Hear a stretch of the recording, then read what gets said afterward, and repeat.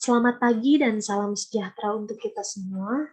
Nama saya Gabriela Isabel dengan NPM 0618101024, jurusan Teknik Informatika Universitas Widya Tama. Saat ini saya akan mempresentasikan proposal tugas akhir saya yang berjudul IoT Based RFID Door Lock System Security Profile or Value Protection. Teknologi RFID atau Radio Frequency Identification saat ini semakin berkembang pesat. Teknologi ini banyak diterapkan sebagai media penunjang pengelolaan gudang untuk mengidentifikasi suatu objek, di mana RFID ini mempunyai kelebihan yang tidak bisa didapatkan oleh teknologi sebelumnya, yaitu barcode, di mana RFID ini mampu membaca data objek tanpa melalui kontak langsung dan tidak harus sejajar dengan objek. Saat ini, instansi atau lembaga mungkin sekiranya memerlukan door lock system ini, karena dengan menggunakan teknologi ini, maka diharapkan bisa mengamankan dokumen atau arsip dari tindak perkara pencurian dokumen dan juga menghindari orang yang tidak berkepentingan untuk bisa masuk ke ruangan arsip atau dokumen yang tersimpan. Dengan demikian, kita akan membahas sedikit mengenai door lock system RFID. Nah, ruang lingkup dalam teknologi sistem kunci pintu RFID atau door lock system RFID. Secara garis besar, ruang lingkup yang terdapat pada teknologi sistem kunci pintu RFID ini meliputi yang pertama, Electric Door Lock PGS 701A, yang kedua, RFID, tentu, yang ketiga, Arduino IDE, yang keempat, RFID Reader, yang kelima, Microcontroller ATM Mega A328PU, yang keenam, interfacing LCD 2x16, yang ketujuh, I2C, dan yang kedelapan, keypad 4x4. Electric Door Lock PGS 701A merupakan alat pengunci elektrik yang bersifat elektromagnetik, dikarenakan terdiri dari lilitan, besi, dan magnet yang tersusun sedemikian rupa, sehingga ketika diberi tegangan, input akan terjadi induksi yang akan menghasilkan gaya gerak magnetik. Dan tuas pada PGS 70A dapat mengunci secara otomatis. Selanjutnya, atau yang kedua adalah RFID. Apa sih RFID itu? RFID atau Radio Frequency Identification adalah suatu metode untuk mengidentifikasi objek dengan menggunakan gelombang radio, di mana proses pengidentifikasian dilakukan oleh RFID reader serta RFID transponder atau RFID tag. Nah, RFID tag ini terbagi menjadi dua, yaitu tag aktif dan tag pasif. Tag aktif adalah tag yang dapat dibaca dan ditulis, sementara tag pasif adalah tag yang hanya dapat dibaca saja dan tidak memiliki internal baterai seperti halnya tag aktif. Selanjutnya, yang ketiga adalah Arduino IDE. Arduino adalah sebuah papan komputer mungil namun kuat dengan menggunakan teknik komputasi fisik mikrokontroler, ATMA, dan bahasa pemrograman C. Yang keempat ada RFID Reader. RFID Reader digunakan untuk membaca ID number dan informasi lainnya. Kemudian akan disimpan oleh RFID tag. RFID Reader dan RFID Tag harus kompatibel agar RFID Tag dapat terbaca.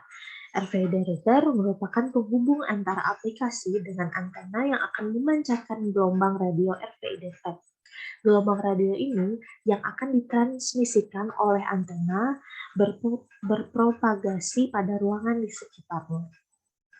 Selanjutnya ada microcontroller adalah suatu pin IC di mana terdapat mikroprosesor dan memori program atau ROM serta memori serbaguna atau RAM. Bukan halnya seperti komputer yang mampu menangani berbagai macam program aplikasi, microcontroller hanya bisa digunakan untuk satu aplikasi tertentu.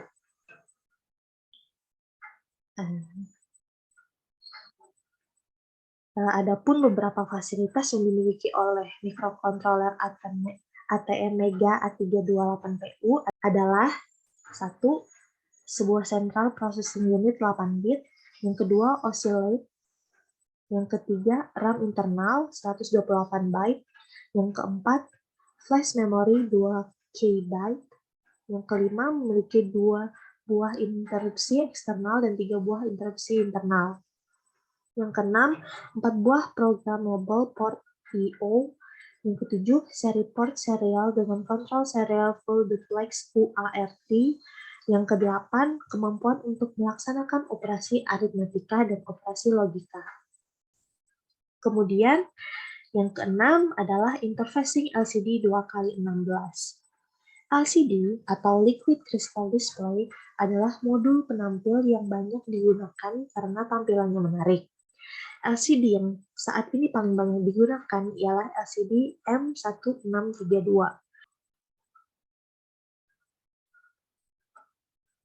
Yang ketujuh ada I2C. I2C atau Inter-Integrated Circuit adalah standar komunikasi serial dua arah yang menggunakan dua saluran yang didesain secara khusus untuk mengirim maupun menerima data. Sistem I2C terdiri dari saluran SCL atau serial clock dan SDA atau serial data yang membawa informasi data antara I2C dengan pengontrolnya. Kemudian yang terakhir keypad 4x4. Keypad 4x4 merupakan suatu modul keypad berukuran 4x4 baris yang dapat digunakan sebagai input dalam aplikasi seperti pengaman digital, absensi, pengendalian kecepatan, dan sebagainya. Penggunaan keypad dilakukan dengan cara menjadikan 3 buah kolom sebagai output scanning dan 4 buah baris sebagai input scanning. Selanjutnya, ini adalah sedikit penjelasan mengenai simulasi perancangan untuk door-lock system RFID ini. Pada tahap ini dibuat rancangan IoT-based RFID door-lock system, security for file or value protection, dengan menggunakan sistem radio frequency identification RFID yang berfungsi untuk melakukan identifikasi objek dan memiliki tag dengan nomor ID yang unik, sehingga tidak ada tag RFID yang memiliki nomor ID yang sama. Kemudian setelah pengidentifikasian objek tersebut dengan nomor ID yang unik tadi, maka akan diolahlah itu dengan menggunakan tools Arduino IDE yang kemudian akan memproses data serta dilakukan pengoptimalan sistem kunci pintu RFID dengan menyimpan data tersebut pada EEPROM.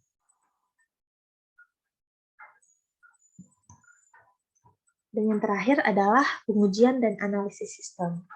Secara keseluruhan, sistem kunci pintu berbasis RFID ini, berbasis RFID ini dirancang dengan menggunakan 2 rancangan, yaitu hardware atau perangkat keras dan software atau perangkat lunak. Di mana untuk menutup door lock, untuk menutup pintu ini diperlukan push button yang terhubung oleh ground, dan apabila push button ditekan, maka ground akan terhubung pada port A, sehingga port A akan mendeteksi adanya sinyal low yang menyebabkan microcontroller kembali pada posisi semula, sehingga menyebabkan electric door lock menjadi terkunci. Nah, di mana perangkat lunak pada sistem ini akan difokuskan untuk mengatur dan mengendalikan kerja sistem ini, khususnya mikrokontrolernya, sehingga sistem dapat berjalan sesuai dengan tahapan atau langkah kerja yang diinginkan. Demikianlah presentasi dari saya. Atas perhatiannya, saya ucapkan terima kasih.